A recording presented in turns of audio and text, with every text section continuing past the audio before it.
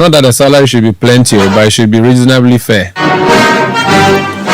There's an office we set up some 12 years ago. Actually, 17 years ago. We call it the Fair Wages and Salaries Commission. It was an office bequeathed to the Mills government by the Kufuor administration. They came and lamented, but they implemented it. And it has been there all these years. So the CEO for that particular institution is Engineer Benjamin Arthur. He's joined me for Point Blank. You're welcome, sir.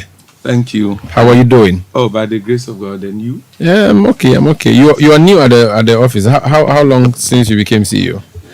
Since January 4, 2022. So you are maybe 1 year, 2 years. 2 years. And they've been giving you baptism of fire. Oh yes, 2 years. They've made you grow a mustache by force. Yes. But it's part of the job. You'll be fine. Let us listen to the teacher unions that embark on a strike. That's actually the main reason we have you in studio. But before we listen to them, let's talk about the Fair Wages and Salaries Commission in a bit. I was saying there that it's 17 years old. The idea was to have fair wages for persons in public service, correct? Did I get that right? Yes. What is your mandate as a commission? It's not just the fair wages, it's fair and realistic. Realistic means can they be paid? Fair and realistic wages. Its mandate is not just limited to leading negotiations. We also advise government on salary administration, as well as advise government on performance indicators in the public service. We equally have mandate to also coordinate collective bargaining processes in other institutions where funding is directly or indirectly from public sources. Okay. So we have had mandate on some SOEs, where the funding is directly or indirectly from government. How different are you? Monitoring of the salaries and allowances, and the rest are also part of our mandate. How different are you, Fair Wages and Salaries Commission, from National Labour Commission and the Ministry of Labour? Okay, Ministry of Labour is the mother body. Ministry? Yes, it's the ministry as in ministry. So policy? Yes, it's policy for policy coordination in employment and labour relations matters. But National Labour Commission is like a third party umpire. Okay, an arbiter. An arbiter, okay, sort of under the labour laws. It's crafted by labour laws, but it's under the ministry. So you're an agent of the ministry? Yes. Now, an agency under the ministry. When it comes to discussing salaries, the discussions are not done by the labour ministry. It's done by you. Is that what it means? It's done. We are the agency directly in charge. But when they do the so-called tripartite committee, you are not the tripartite. No, we are not the tripartite. Tripartite is a different entity, which is, I cannot even say it's under the ministry. It's a secretariat that is under the ministry, but of course it's chaired by the sector minister. So every public salary that is paid has to be pre-approved by you? Not every. Okay. When you say public, you have included Article 721 office holders as well. But the pure public service plus some state-owned enterprises, so quasi-state-owned enterprises are under us. Of course, there are some other public service entities that, by way of crafting of our constitution, they are exempted. They are not. I can't say they are exempted. The constitution made some express provisions for how they should be paid. Conditions of service should be determined. So, the people who are supposed to be under you, since you came into office 17 years ago, has every public worker who is supposed to be paid under the salary, the single spine salary structure scheme, have you got everybody under it, or you are still working to get some persons under that? Oh, we virtually, for those that I met already under, everybody. No, not you as a person. I'm referring to the commission. So has the commission able to absorb everybody? That's why I'm using the we. Then there are other new institutions that have also been roped in. In fact, the single spine is becoming more attractive. And there were a number of institutions that left the spine and realize that the rate at which those on the single spine are going up is very fast. Don't forget that last year, 2023, government granted 30% wage increase. And that has never happened since the formation of Fair Wages and Salaries Commission. It's never happened that in one particular year, there's 30% jump in pay. And this year, we granted 23% for the first half of the year, and then 25% for the second half of the year. And the beneficiaries are persons under fair wages or single spine? Single spine. It's not just those on the single spine. There are also public institutions that are not on the single spine that some of these negotiations, affect. In fact, our negotiations, to a very large extent, for several years, has even gone remotely to affect some Article 71 office holders. I think there's been a call that we should put them also under the single spine. I mean, this is a political decision, a policy issue. I'm not sure you want to comment on that. Do you want to comment on that? Oh, the conversation... Whether there's a need to put the government workers, in the sense of political government workers, under the single spine. The conversation is something that we hear all the time from many quarters. Only that I'm not able to comment on certain aspects because of my peculiar position. Yeah. I'm also a member of the Presidential Committee on Article 71 on emolument. The 5 members. I'm one of them. So I'm not able to speak to some of these issues because of confidentiality. So you are supposed to... But these are proposals that, for several years, people have always, suggested that maybe one day we should all be lined up on one spine. You are part of the committee that will decide how much the president should be paid, the vice president, the chief justice, and then the people in parliament. Is that what that's a committee? That's what you're talking about? Yeah.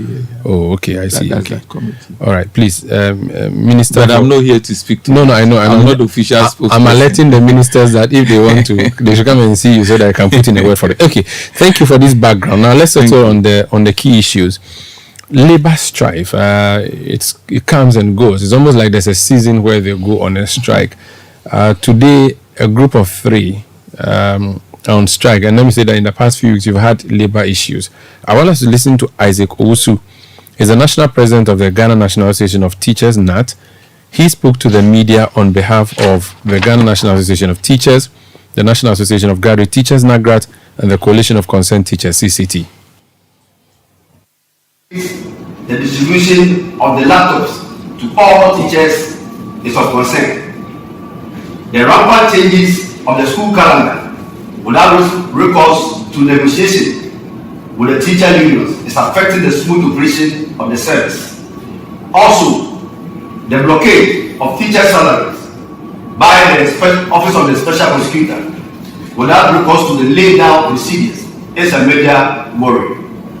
Ladies and gentlemen, I call to action. In the light of the above circumstances and given the delays and unfulfilled promises on the part of the employer and the Fair Wages and Salaries Commission, and also threats from the rank and file of our members, we, the pre-tertiary teacher union, do stand with our members and hereby declare a nationwide industrial action effective today. We declare an industrial action effective today, Wednesday, 20th March 2024, to press home our demand. So that's Isaac Owusu. He's a national president of the Ghana National Association of Teachers, NAT. Mr. CEO, so you've heard him there. They say that nothing has been coming up from your side and they are left with nothing but to deploy their last tool, which is to embark on a strike. What's your comment? Thank you very much for the opportunity. If you heard him right, he mentioned the fact that management of the schools or management of that sector had not engaged them in mapping up the school calendar. And the question is this a strikeable matter? Obviously, no. Based on what? Because I asked, before you came on air, I spoke to the CCT president. I said that the reasons they raise, are they cogent enough? He says yes. He's a member of the GES system, and he thinks that his welfare is necessary. And his welfare... definitely. But a strike is not the option in this case. It's not an option in this case. The at school all. calendar is what? How people go, teachers go to school. When school should reopen, when it should close, when examinations should be conducted. They should have no hand in or say in that, you think? Oh, but these are pure management decisions. Of course, you still have GS members occupying some management positions, so they are obviously involved. Okay. Don't forget, if you go to GS headquarters, most of the people working there are teachers. So, what has happened to dialogue? So for that, you think it's a non-issue at all? No, what has happened to dialogue? What's the option of a dialogue in this matter? So let me relay that one to the doorsteps of those who obviously may have to deal with that. Then they cited blockage of salaries of some of their members by OSP. Office of Special Prosecutor. Yeah, but what are the issues concerned? Are you not interested in why some of your members have had their, salaries blocked? Are you not interested in going down deep to know?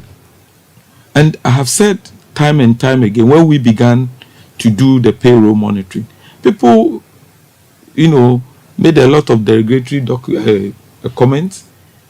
People, put impediments on our way, but we were never perturbed, simply because it is only a disservice to the one working when you find out that a colleague who is not working continues to draw pay, who obviously might have not even had your qualification and might have strayed onto a payroll, is equally being paid when you, the one actually working, is also being paid the same. You should feel cheated. So I thought that in any case, they may have to collaborate, like the way we got their involvement in certain areas, in order to weed out what needs to be weeded out. Definitely is an exercise that should help all of us. So you leave that to OSP as well? Oh yes, I will leave that one to OSP. But we also did some payroll monitoring, which inured to all of us our benefits, because for those who were not deserving, there were people who had even died and strangely had been on the payroll for quite some time. People had even, left for other jurisdiction, resigned, and for some reasons, because of the lengthy nature of our bureaucracy. So the auditing is necessary. It's very, very necessary. Okay. Because so that should not be a reason for going on strike. It should not be a reason, because if government is able to free that space, the next time you ask for more, government has more capacity to give you more. Okay. Let's talk about the issues that have to do with your office. For our office, I can state categorically that there has not been any delay at all.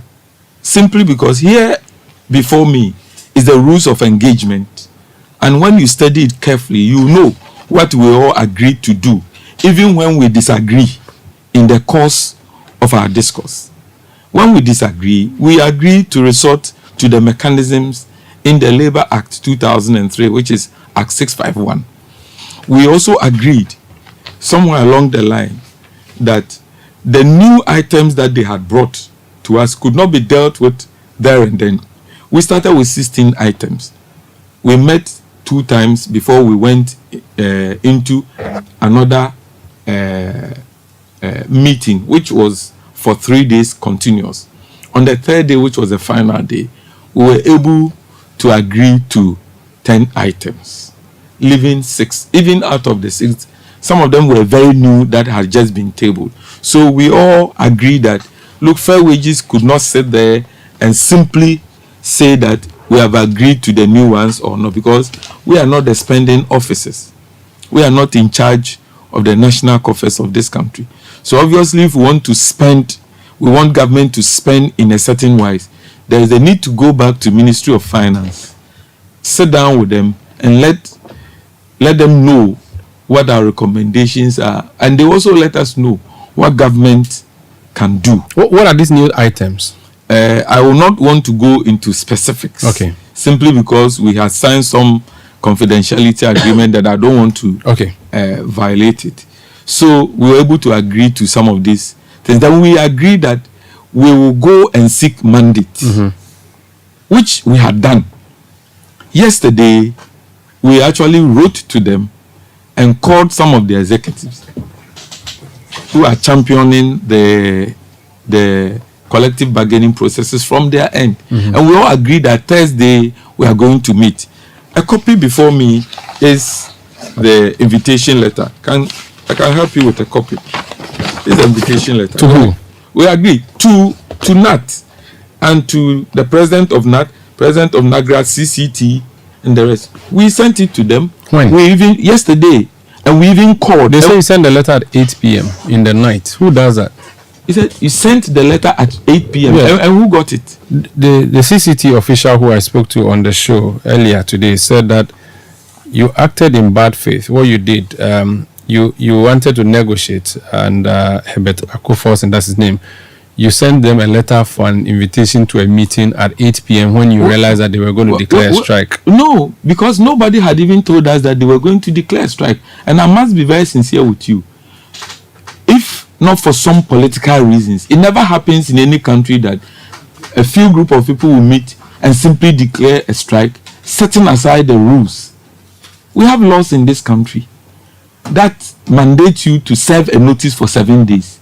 You are a journalist. You are very well versed in these matters.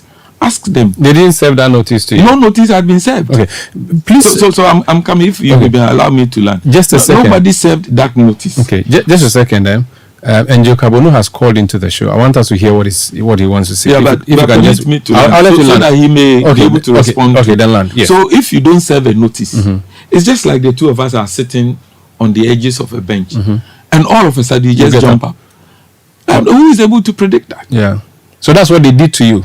Exactly. That is what has happened. Because we never had any indication that they had even such a grievance to go and cite it somewhere. And we never knew, because they never also gave us indication that they were not going to show up. And we have had these conversations. We are friends. This letter you sent to them, you were inviting them to a meeting which day? On Thursday. Tomorrow? Yes.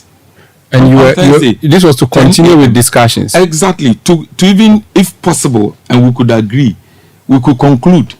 So there was no point in time that we even could imagine that is what they had thought of doing. Because obviously, even if that's your intention, you will serve notice. You should alert. Okay. You will serve notice. Let's hear from Angel. You can wear the headset so you hear him. This one. Angel, you're welcome. What do you want to say? Thank you very much. In fact, I am very disappointed. I'm very disappointed in the type of the choice of words of Engineer Atta. That 3 people can go and sit somewhere and declare a strike for all teachers. This strike is in response to the inept attitude that the Fair Wages and Salaries Commission is exhibited to the issues of our conditions of service. The last time we had any meaningful meeting with the Fair Wages and Salaries Commission was in Koforidua last year. And we are in the month of March. We wrote a letter to them indicating to them that by the 29th of February, when our conditions of service discussions have not been concluded, we will advise ourselves. If he is saying that he did not get that letter, then there is a problem with his office. He wants to respond to that directly. Angel, let me just reset. You are saying that that's not correct. Angel, good evening, my brother. I will not respond. Angel, you have to be a nice person. Respond. Angel,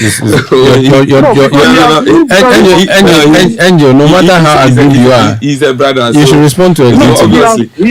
But just to put in, Angel. Okay, let's hear him. Angel, just to put. We are very angry. Angel, just to put it in perspective, you just mentioned that since last year we have not met. You have forgotten that from the 19th to 21st of January, we met in Koforidua. You, as a person, was not there. But for 3 continuous days, we were there. We closed on a Sunday. And that was the last engagement. So to say and put it on air that the last engagement was in 2023 is incorrect. Angel? Respectfully. Hello. Yes, you've heard that. 19th. That meeting that at Capital View Hotel. Anybody can check. You didn't have a mandate. We had a mandate. Some of the demands would not to banter you. That was where we were able to agree to 10 issues. If we didn't have mandate, how were you able to agree to 10 issues out of 16? Those 10 issues were procedural issues. So there was a meeting. His point is that there was a meeting, and you said there was no meeting. Oh, we didn't consider it as a meeting because even there was almost a walkout. Even though you went there for 3 days, 3 consecutive days. Let him tell you who even financed that engagement. Okay. Anyway, because I don't have a lot of time, I spoke to your representative earlier. Quick one. You did not serve notice of this, your intending. We have served notice, and Labour Commission is having a copy of the notice that we sent. When did you send the notice? We served the notice on the date we sent. I mean, because I'm not in the office talking to you. Yeah. We served the notice to them on the date that we gave the final ultimatum that if by the 29th of February we don't conclude our negotiations, we'll advise ourselves. Okay, if you could kindly share that letter with us, because he says, have you seen that? Yes. CEO, have you seen that letter? No. Okay. And what do they mean by advice? Okay. To advise yourselves. What's the meaning? No, advise yourself. When Labour people say they advise, it means it's a strike. You are chief executive of Fair Wages and Salaries. When Labour says they will advise themselves, you want an explanation? No, I think he knows. He was just trying to. Okay, Angel, thank you for the intervention. Angel Kabonu is president of NAGRAT. They have said that they've sent a letter to NLC, so it means that week. I mean, you have not seen it, but it does not mean that there's no letter. So that week is your own defense. Then, what's your last defense? I have checked. When did you check? Today. And NLC told you that there's no letter. Before coming to this studio, you don't expect a chief executive to just walk into a studio and be speaking. Okay. That's why I have my filing. So the NLC told you that they've not received any letter. Notice. Okay. In line with the labor laws. But you see, for me, I have not come here to litigate anybody. What is of importance is that we get to meet and dialogue, because wherever we go, it will take a dialogue to make progress. And that's why we're calling on them, that we've already fixed a meeting for Thursday. If indeed your complaint, which if it's supposed to be taken as a very genuine complaint that there is a delay, then I can tell you that the strike that they have declared is rather what is going to jeopardize the negotiations. Because you can't continue while they're on strike. Exactly. So if the delay is the issue, and assuming you had even planned to go on strike because you were not hearing from the employer, and God being so good, yesterday, unknown to the employer, you have even received an invitation. You could simply hold on with your actions, which we didn't know before God the man. None of us even knew that they were going to do that and declare strike there and then, that today we are laying down our tools. So granted that that is what you had purpose to do.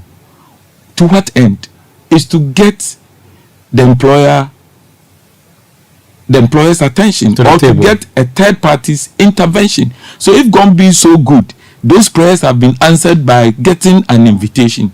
In good faith, quickly you get on board and see the outcome and see if your expectations will be met. So for you, they should show up on Thursday for this meeting. Oh yes, we are pleading with them that we are forever partners, together. Government will continue to need their services. And as teachers, public sector teachers, they will continue to need their government, and for the employer to continue to pay them, as well. So there is no option for the two parties than to agree to meet and make sure that those who are very expectant of the outcome of that negotiation will begin to see the fruits of it. But if we are drifted apart and we can't even have a conversation, Angel, for example, is a very good brother of mine. So to say on air that even he will not even accept a greeting from you, of course, I know. That's actually what I was going to ask. Do they have a personal issue with you as a person? No, not at all. It appears that your use of the word that only three people showed up to call. No, I said that the labor laws, we need to have a second look at it, where 3 people can meet. Which I'm stating the fact that 3 people can meet, not necessarily theirs.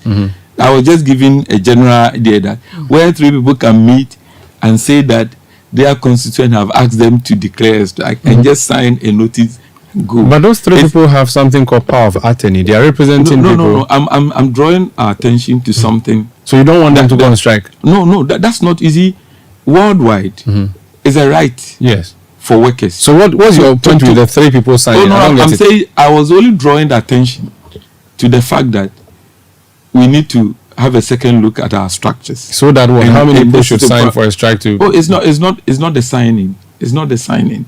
I'm drawing our attention to something that I think is not possibly this forum to discuss, because you don't even have the time. Okay, I actually don't. Actually, so your last word before we leave. Well, for me and my good brothers, being the leadership of NAT, NAGRAT, and CCT, we have always engaged on the platform of base pay negotiations concerning their own emolument. They should keep faith with the employer. If not for nothing at all, they should remember this, that is the same government that met all of us and agreed to 23% and 25%. It's the same government that during the COVID era, when other governments were laying workers off, government kept faith with them and made sure that not a single one of them lost his or a job. We cannot be drifted apart. The language for us to speak is dialogue, and that is the dialogue. Even when we get to National Labour Commission, we will definitely have to sit and dialogue, and that is why we're calling them to come on board for us to continue to engage, so that we bring this issue to a speedy end. Thank you so much, Engineer Benjamin Arthur, CEO of the Fair Wages and Salaries Commission. My name is Umaru Sandamado. This has been Eyewitness News. Thank you for listening. Have a good night.